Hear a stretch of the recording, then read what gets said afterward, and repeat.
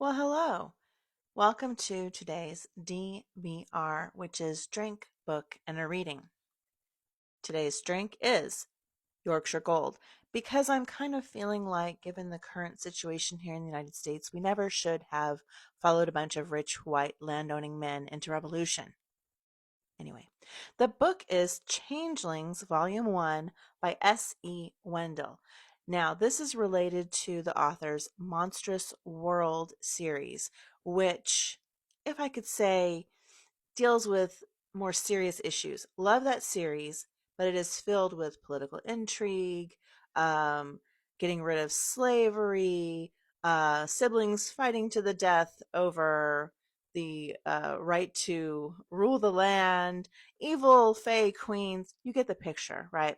Now, Changelings is a side story, and in the description, in the author's own words, it's like seven brides for seven brothers, but make it Manticore. So in this series, there are five MMCs, and each one looking for his Kigara, which is their kind of, soulmate, right? And this soulmate is recognized mainly by their beastly form, which they call the Turuk. And the manticore in this world are like giant cats, lions with wings. But don't call them cats or lions. They really don't like it, even though they love to take naps in puddles of sun. It is adorbs.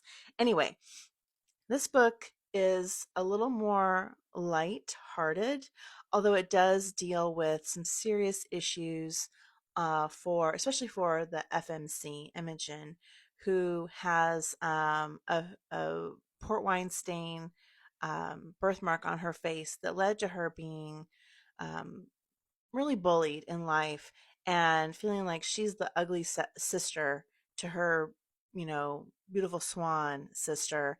And as a result, she has become essentially a hermit, really only interacting with others when she needs to, not for companionship.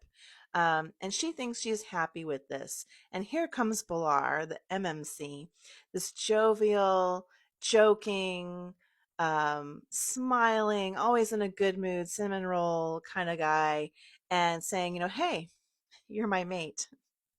And she's like, how about no? So, um, watching the progression of their relationship is beautiful. And I love this story. And I love how not only does the MMC help her overcome some of her issues, but she also works through them. There's no magic wand here that changes her perception of herself and her place in society. She learns and grows, as does the MMC. And what I'm going to read is a part where the MMC realizes that he kind of had it all wrong. He thought he could come in with smiles and compliments and just make her feel like she's, and I'm using this intentionally, the cat's pajamas.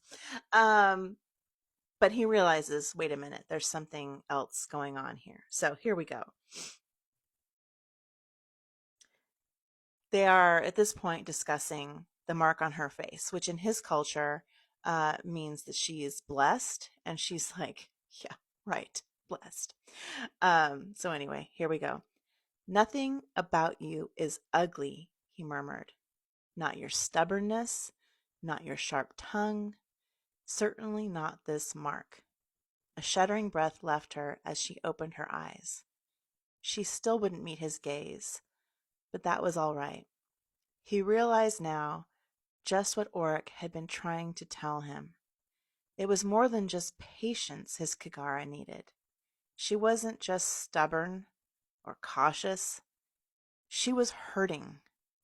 Firelight caught in the tears gathering along her lashes, but she refused to release them. His heart and his Turuk both ached for her. Imogen needed more than patience. She needed softness, companionship, reassurance. His winks and idle praise were far from enough. The cottage, the isolation, the aloofness, they were the sum of so many hurts. the type of pains that didn't go away with a few kisses and promises. She needed more. She needed all of him in a way he hadn't reckoned. He held a lifetime of hurts in his hand, and if he was honest, the totality of it was daunting. So, anyway, that's a little bit from Changelings by S.E. Wendel, and I highly recommend this author's work. I've been loving it all. Great romanticy. But as always, I want you to go read a book.